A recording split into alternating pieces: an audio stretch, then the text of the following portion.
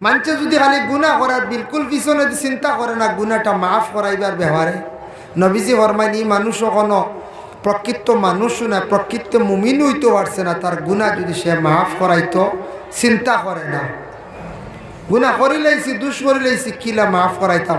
আমরা কোনো সময় একটা দুই সেখান করছি, কৌটো কেস গেছে গিয়া পুলিশের দরিয়া নিচে গিয়া কেস হয়ে গেছে, কিলা শেষ করতাম এক চিন্তা থাকে না পঞ্চায়েত, কিলা কেস ইগু শেষ হইতো, কিভাবে নির্দোষ হইতাম, খালাস পাইতাম, চিন্তা থাকে। ওলা আমরার জিন্দগিত গুনাহ করছি, চিন্তা থাকতো কিলা আমি গুনাহগুলা আমি আল্লাহর দরবারও মাফ করাইতাম।